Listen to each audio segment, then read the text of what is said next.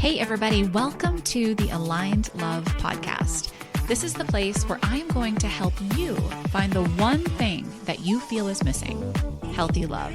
I am your host, Lauren Zoller, and in this podcast, I will share with you how to attract love, live in alignment, and elevate your deepest relationships. So buckle up, get present, tune into your body, and open up to the possibility that you truly do get to have it all. Let's dive in.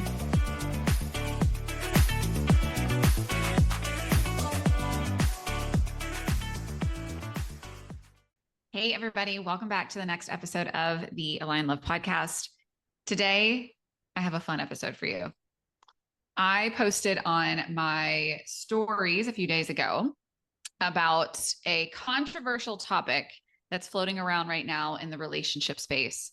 And I had such an interesting response to this video that I posted. And so I decided that today I was going to do a little bit of a solo episode, but not really. I invited my best friend Lily on the show, and we're going to have a little chit chat about this poll that came up on my story because it was super interesting. And I feel like it's something that's getting a lot of traction right now. And so we're going to talk today about polarizing sides and what it means to really be in a relationship from a financial standpoint, who should carry the weight, what it looks like from a masculine, feminine point of view. I will say this because when I posted this video, I also opened up in the stories that this is going to be a conversation. Because what I feel right now, and I'm curious to hear Lily's thoughts on this too, what I feel like right now, because we were talking about this last night at dinner, is that there is so much polarization that's happening right now in the world. And I get it. You get a lot of views when you're polarizing. But I think it really does harm your ability to make autonomous choices when you're trying to decide what really feels right to you and your body and the way that you show up in the dating world and your relationships. So we're going to try to give you, as best as we can, a non-polarized view of this topic, of what it means for a man and a woman to be in relationship from a financial standpoint, who should protect, who should provide. We're going to look at all of it today. So Lily, welcome to the solo episode. I'm excited. I feel like some of these comments we've looked at, it's like reading the mean tweets. Whatever night show does that, they do the mean tweets. I was looking at some of these. I was like, people got pretty upset.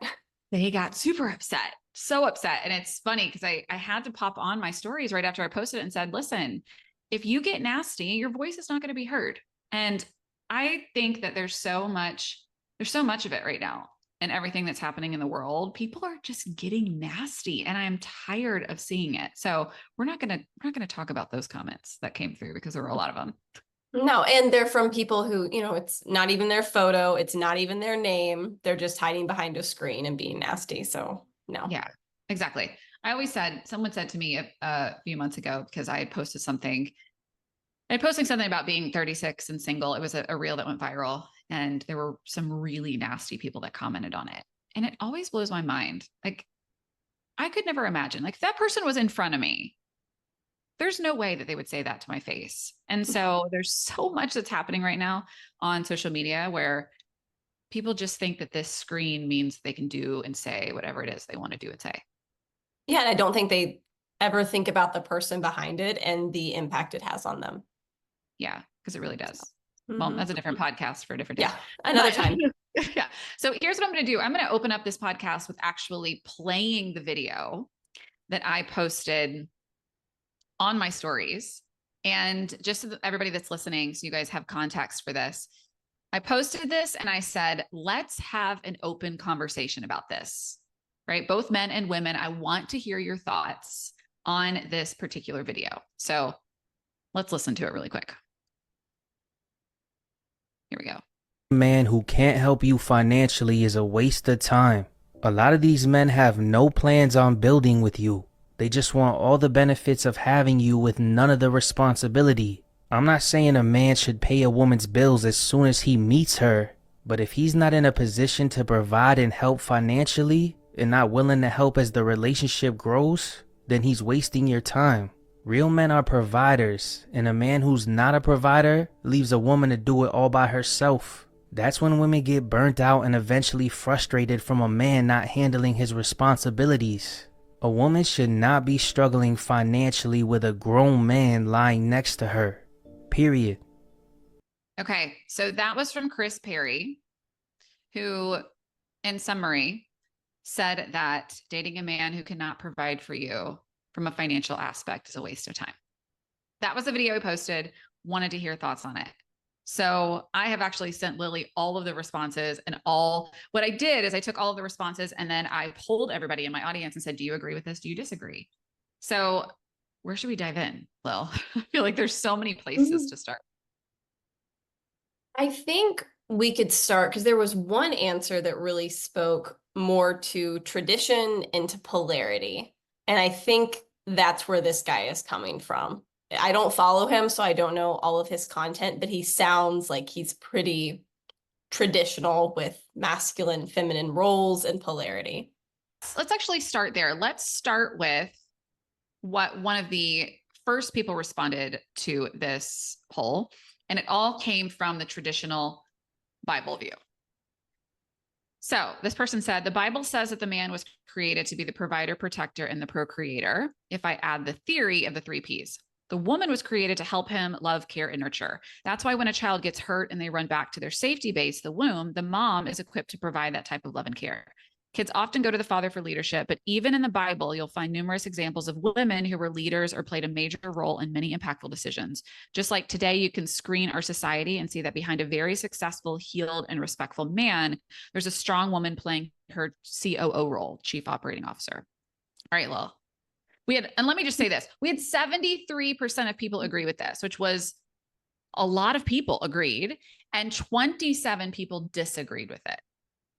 So I have mixed feelings on it. Curious your thoughts. I have mixed, excuse me, I have mixed feelings on it as well. I think first off, you have to decide like what kind of relationship you're even agreeing to go into or looking for, because I don't think there's a right or wrong answer to this whole discussion. I think it's like what works for me and what works for my partner. And so if following the Bible is what you believe, and you want to go into it where the man is the head of the house, the provider, protector, what was the other P? Procreator? Provider, protector, and I think it was procreator. Let's see. I think they're both procreators. I think that's a team effort, but and then, you know, the woman is nourishing, raising the children. Like I know people who that works for and who like that is the core of their relationship. But I do think it's polarizing right now in the world to put it out there as that is the expectation for everyone. Yeah. Well, and I think that there's so much, and here's what I'm noticing, and I got caught up in this. There's so much, it has to be this way and not this way, that there's no middle ground for people to figure out, yeah, what does work for me?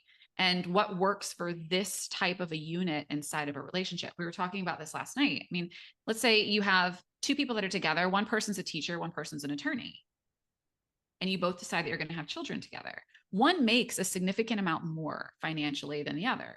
So being able to have the conversation, and let's say the wife is the attorney and the dad is the teacher, that doesn't make the relationship any less significant.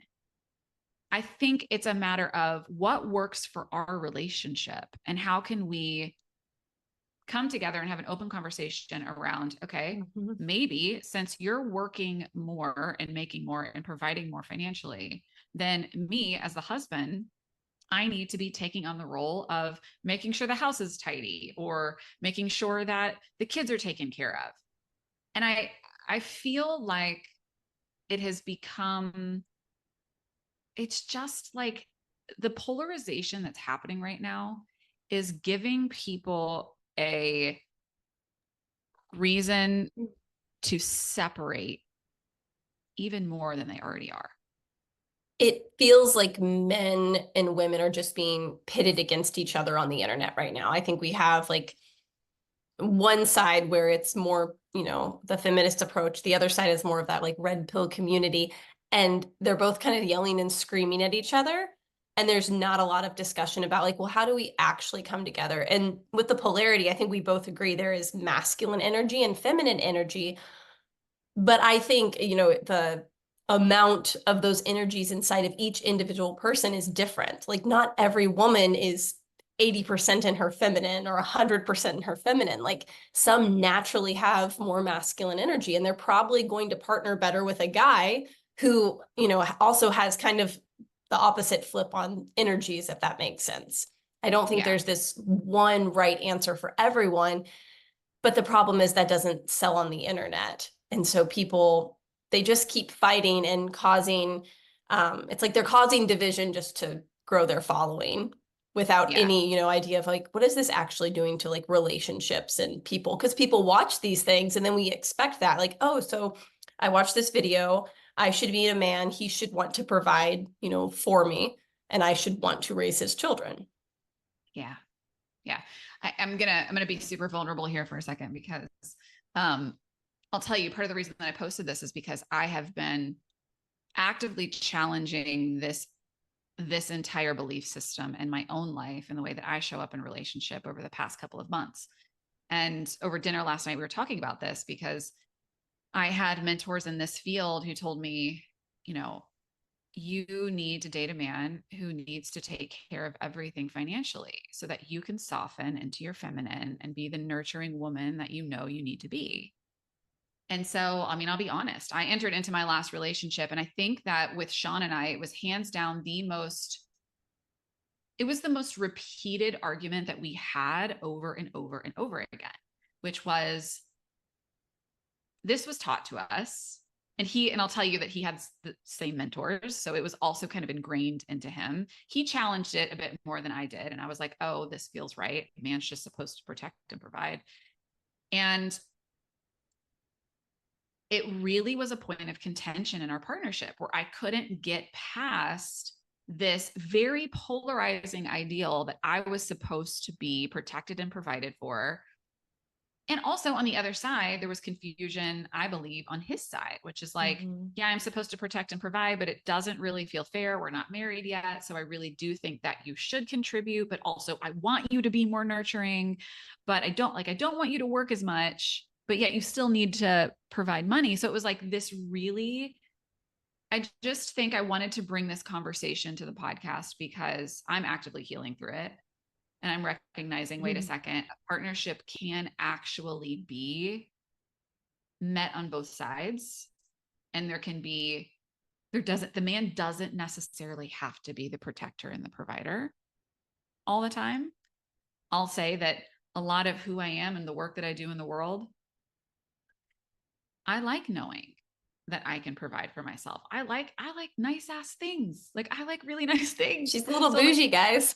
I'm bougie. So like to know that I can provide that for myself and also build a really beautiful life with a man where we're both providing and also both stepping up to the plate and nurturing our family in the way that feels really good to us.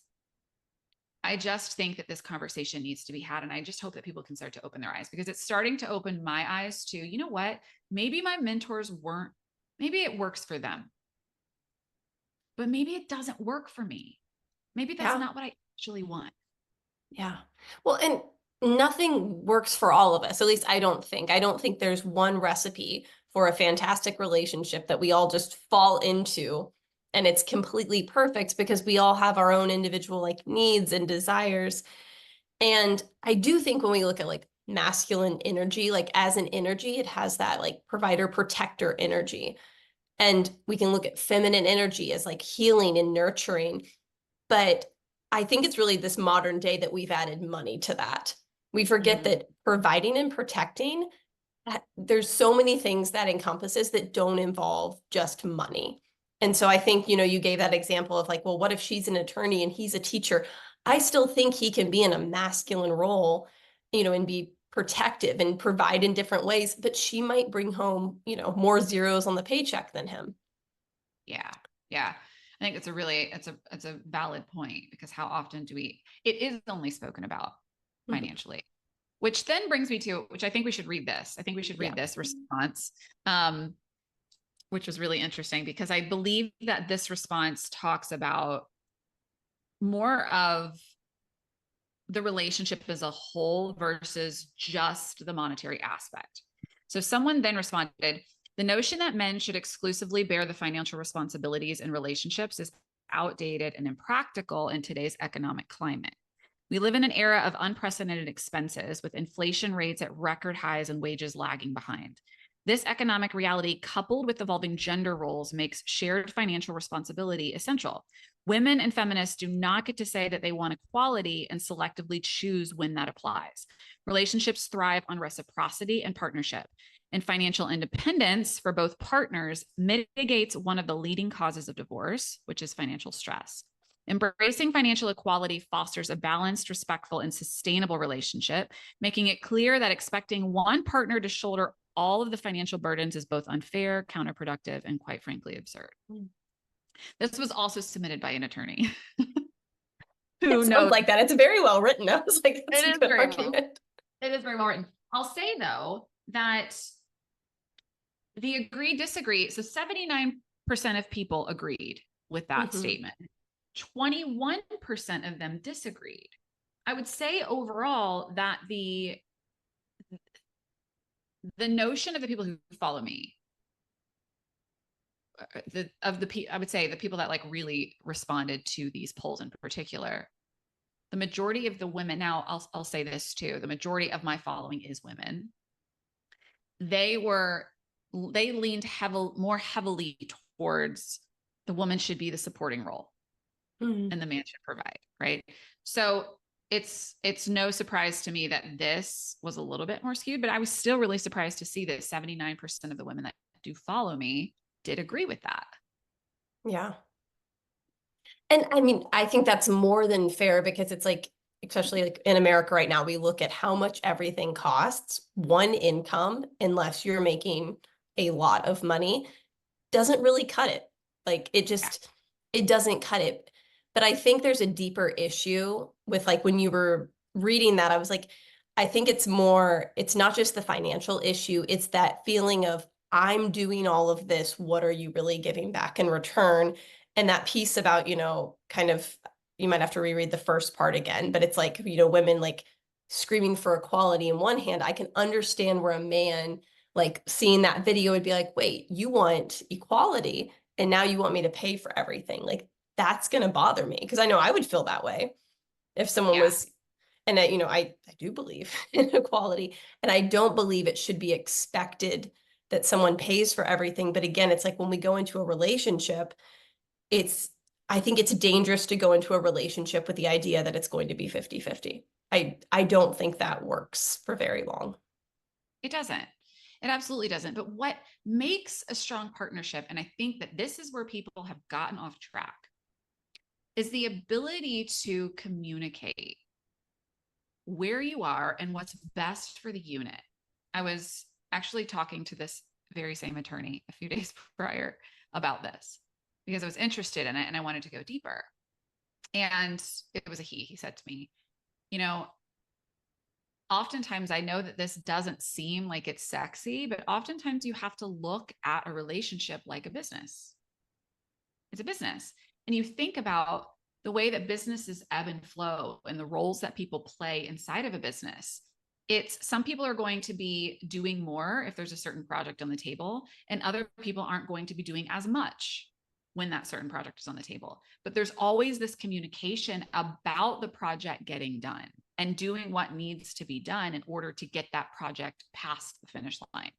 And so I believe that in a lot of ways, that response is the very same way. It's like, you can't go into a relationship thinking it's ever going to be 50-50. In fact, if you try to nickel and dime a relationship in a 50-50 way, it's probably going to lead to the demise of the relationship. Well, yeah, it's going to kill the attraction. And that's going to kill the polarity. Right. And I actually just posted about this morning, that there's this notion of you have to be able to trust and say to someone like, hey, you know what? You lost your job right now. Finances are tight for you. I understand what you're going through. I'll pick up the slack. Right. And then turning around a few months later, and maybe your person is going through something really, it's like, there's always this ebb and flow about what needs to happen on both sides, but also you're both working towards a shared goal. And I think if people stay in this polarized trajectory that we're currently on, and we're not just talking about relationships, we're talking about literally everything on the internet right now. It's going to destroy us as a human race. It's going to polarize us and pull us so far apart that we're going to lose what it actually means to build a relationship to anything. I completely agree with that. And I was thinking, like, personally, I've been in that situation, and I really believe it's like when you go into a relationship, you know, you're on the same team. And when we go into it kind of like, I need to protect my assets, you protect yours. Now, I understand like why people do that, because divorce is a real thing, family court is a real thing, but there has to be this idea that, you know, we're building together. And I know I was previously married, and there was a time where my husband at the time quit a job to start building kind of a business in a different area. And I took on the financial burden during that time. And we didn't fight about that. That was okay because we were on the same team, and that relationship is, you know, no longer. But this also happened, you know, in my current partnership, where I was in a job a few years ago that because of the economy just had layoffs. And I remember I was so like stressed out. I was like, oh, I'm gonna have to tell him I just got fired. Laid off. I just got laid off. I need to find a job. And I remember he was like, it's okay. We're going to figure it out. Like, you know, you're going to find something, you're going to figure it out. That's when I ended up, you know, building my own thing. But there was so much love and support in both of those situations, because the other person, whether it was me or in this case, my partner, you just pick up the slack and keep going. We didn't sit there and get out our spreadsheet and say, well, like, you know, well, how are you going to make up for this? I'll start adding up your debt and you can pay me back, because it was the unit of the relationship we were protecting. We're like building something together. And I think in both situations, we realized the relationship wasn't about money. Like, we need money. Money, you know, makes our lives work and move and flow. But that wasn't the focus of the relationship. The focus of the relationship was the two of us building together. Oh, so big. As you were saying that too, I'm like, man, that's what the downfall of my last relationship was. Like, that's it, right? We weren't working towards it often. And I shouldn't say that. There were really beautiful things about that partnership, but there was so much, it was very transactional. It felt very transactional. And I think, you know, hindsight's 2020. I'm being really vulnerable on the podcast today. I really think that we should have probably gone back and had those discussions, but we didn't know better. And I now know better, that you should never be in a relationship with someone where, and going back to the business transaction, right? It shouldn't feel like a business transaction, but you should have the intention that you're both working towards the beauty of this relationship, of sharing something that you're building together, that you're nurturing together. And I think that that's what you just kind of put out into the world, is that you have to have that shared intention of, it's not about the money, right? Like, it's not about the money. It's not about who stays home with the kids and who doesn't stay home with the kids. It's not about, you know, who's bringing in more financially and who's not bringing in more financially. It's about, we are nurturing this baby, essentially. We're growing this thing together. How are we going to stay committed and let that be our intention, and know that whatever decisions we make surrounding us together is nurturing that end goal in sight? Yeah. And I think people, that when you go into a relationship, and we just take the money part with this idea of like that transactional 50-50, like, you know, the saying, how you do anything is how you do everything. Everything else in the relationship, you're probably going into with that same mindset. And I think for relationships, we have to go in with the idea of like, I'm giving 100, because there will be days where your partner has 20% to give to the relationship because there's other things going on in life, and you have to pull the other 80. And that's not just financially, right? There's so many other aspects. But when our mindset around one area, financially in this case, is like 50-50, that's probably going to bleed into our mindset everywhere else. Like, it could, you know, when it comes to intimacy, when it comes to connection, you know, when it comes to how we parent the kids. And I'm not saying it's like, you know, both need to contribute, but 50 shouldn't be your benchmark. It's got to be like, I'm coming in with everything and I'm building something with this person. And again, some of these comments, like reading through them, it was clear that people had been burnt in the past. And that's why it's really important to, do the inner work and, have a good picker and be able to, Yeah. start a relationship and build with someone who you really align with on your values and where you want to go in life. And also, like, that's why I do believe if you get married, I mean, that's why there's things like prenups, like protect things, like create your own, I can't think of the word right now, your own agreement, with each other so that you can come into the relationship and not be holding back and not be in that 50-50 mindset. Yeah. And I think that's a really good point for women that are listening to this who are out there dating, me included. You have to get really clear on being diligent around, does someone want to build with you? Do they want to actually build with you? Are they willing to grow with you? Are they willing to say, this relationship is meant to be nurtured and evolve together versus having, and if I think if that would have been, calling myself out here, if that would have been my mindset going into not just my last relationship, but previous relationships, I probably wouldn't have gotten as far as I did, because I don't really believe that there were many relationships I've been in that have had that shared interest of growth. And so if you're listening and you're dating, this is just important to make sure that that person is really willing to do that with you, because that is the key to a successful relationship. And I also want to say this about the prenup situation. It is important. I was having a conversation. You and I actually met this guy at an event, at a BB event. He's called the prenup attorney, and he brought such an interesting perspective to prenups that I had never thought about before.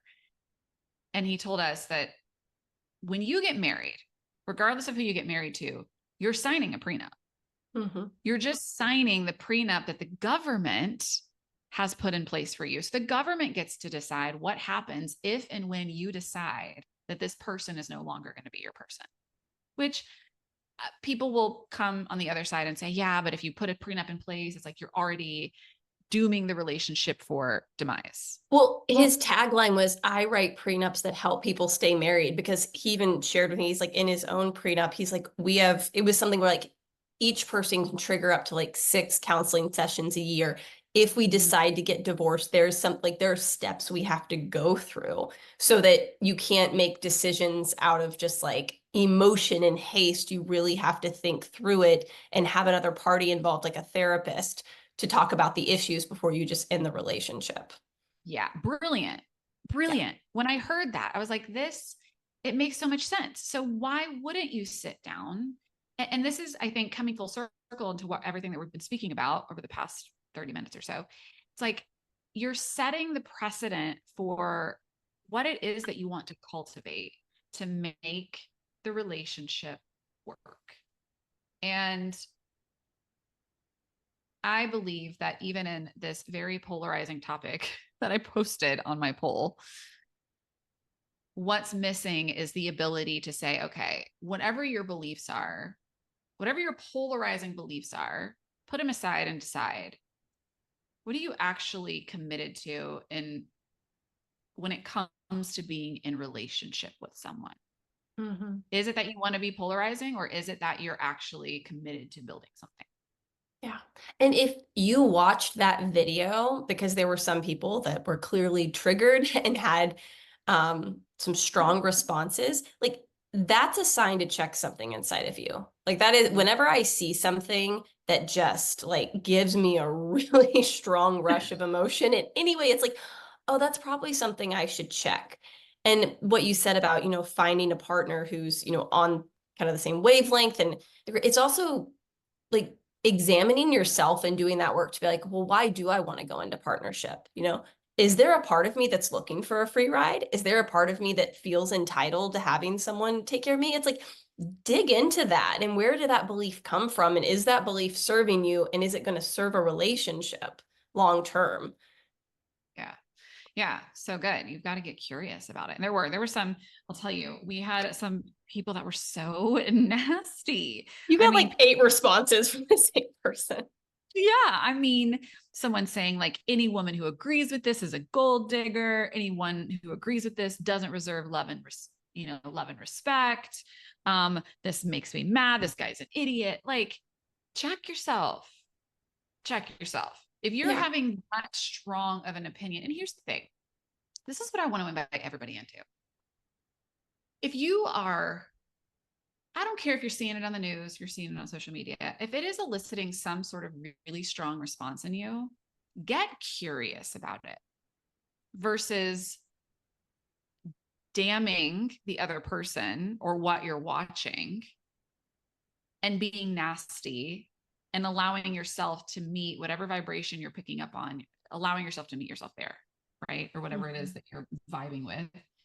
Get curious about it. That's what I did when I saw this video. I'm like, I'm curious. I'm really curious what people think about this, because I am in the space of right now really drawing back and questioning a lot of beliefs that I have been taught by mentors I trust regarding how people should show up financially, zeros at the end of a paycheck inside of a partnership. And I'm getting curious on completely flipping everything on its head so that I can decide what feels right for me, not what feels right based on what a mentor told me I should do, not what feels right based on my For You page on Instagram with clearly things that are polarized and can make you have one little, I'm telling you, you talk to your friend about one little thing. Next thing you know, you wake up on Instagram the next day, your whole For You page, like, yeah.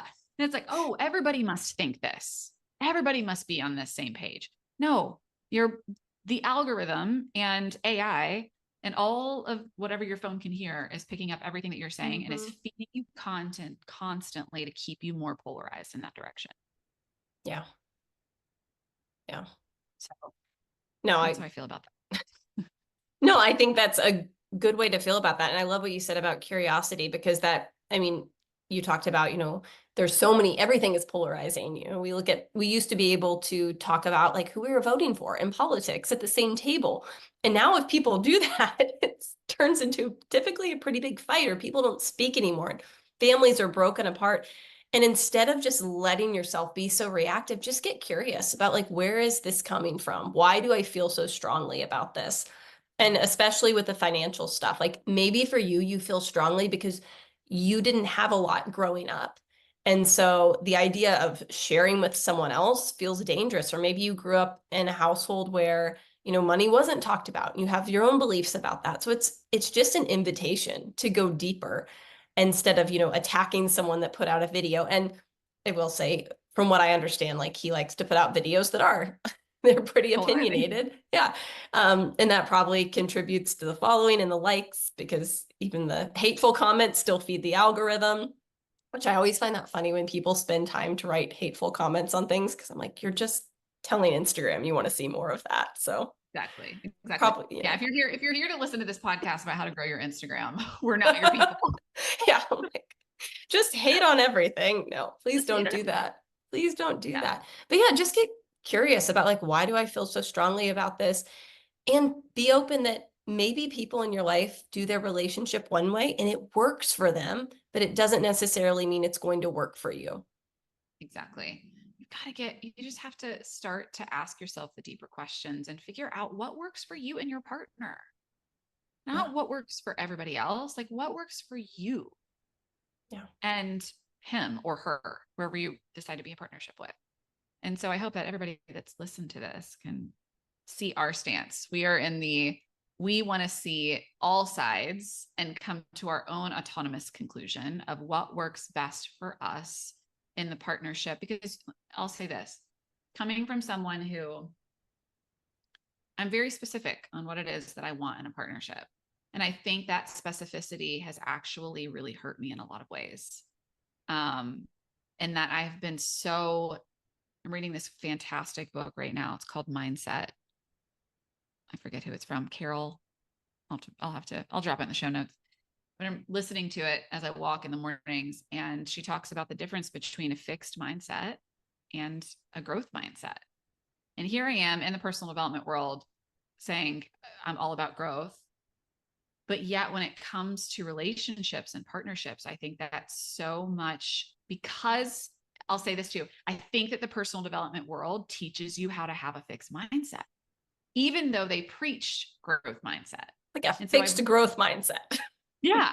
And so I have really been challenging a lot of that. Like, yes, these are the things that I want. The values, the morals, the non-negotiables, those are things that I'm not going to bend on because those are really deeply ingrained in who I am and what I believe, right? And I believe that you really need those things in order for a relationship to thrive long term. But as far as, financial responsibility and how someone shows up inside of a partnership, these are things that I'm really starting to question and asking myself, like, wow. And I'm realizing I've had a really fixed mindset around this based on things that I have learned in the personal development world. And so, it's even showing up in my content. I used to have a rule in my collective program that, you don't sleep with a guy for 60 to 90 days. And I'll say that generally I still abide by that because most of the women that come into my containers have very activated attachment systems where if they sleep with someone and that person decides they don't want to date them anymore or something happens, it feels like absolute death to their system. And so it's good to establish that safety before you decide to do that. But there are also adults out there who don't have activated attachment systems who can sleep with someone in a consensual container, and it's okay, right? It's okay that they do that. And I'm even starting to look at, like, where have I put these fixed limitations and constrictions on who I am and how I date and how I show up in a relationship? Because I don't know, it's just starting to open my eyes to a lot. And so I'm hoping that people can kind of follow along in that process too.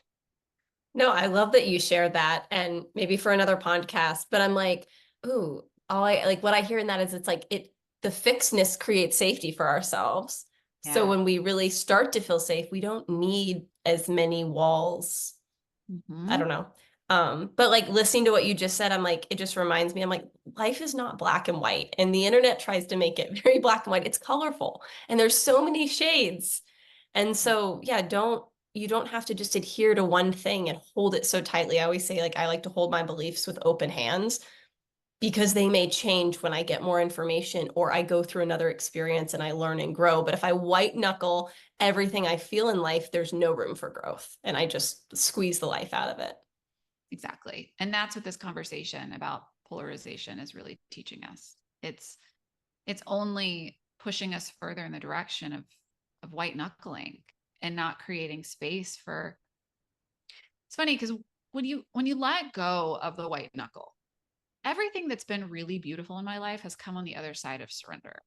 And on the other side of like opening up my hand and being like, you know what?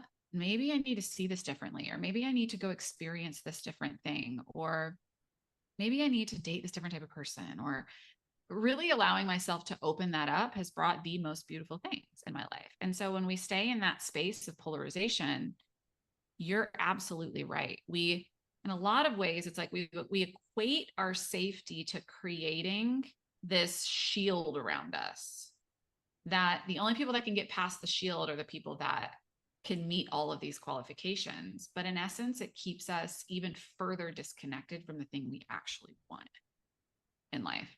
So this was a great conversation. It was fun. It was a lot of fun. Thank you guys for joining along and listening to us. Hopefully this sparked some sort of inspiration for you to start looking at things differently and maybe even questioning your beliefs a little bit, which I think is I think the most intelligent people, actually, I know it. You guys should totally read this book, Mindset. It's blowing my mind just to hear what happens when you don't live in a fixed mindset, what you're capable of doing. I'll end with this last little story. She talks about this in the book, but part of the reason why Michael Jordan was so successful was because, and they did a study on him, was because even when he retired and came back, he said, I was so embarrassed because people were worshiping me like I was a god. And I came back because I wanted to do more. And I thought I could do better. And he said it actually was really hurtful. He's like, I'm just a dude that wants to like master the game of basketball and continue to keep growing. And because of it, he was seen as a god because he just continued to have a growth mindset. He was never fixed in saying, like, I'm the best. Michael Jordan never saw himself the way that other people saw him. He constantly thought he could do better. And I think that when I heard that, I was like, oh, that's really amazing that we can continually fail, or we can not fail. But even when we don't fail, if we can sit here and say, you know, I want to learn more, I want to grow more, I want to do more, that's going to keep us in the space of continuing to have the really rich, fulfilling, deep experiences that we yearn for, that we can't seem to find when we're in that fixed mindset. Yeah. So that's where we are. Thank you for listening to this episode of the Align Love podcast. Lily, my best friend, this was a conversation that we would normally have on the treadmill or me walking in the park. Like Lily and I talk every single day. Yeah. And this We had this last night at my kitchen table. We did. And I was like, let's talk about this tomorrow on the podcast. And thank you for showing up. I know you're not feeling your best today. Got the nasty summer cold that's going around. But I love you. Thank you for. I didn't cough on the podcast. Good job. That's great. All right, you guys, thank you so much for listening. Make sure that you tune in next week for another expert interview. We'll see you guys then.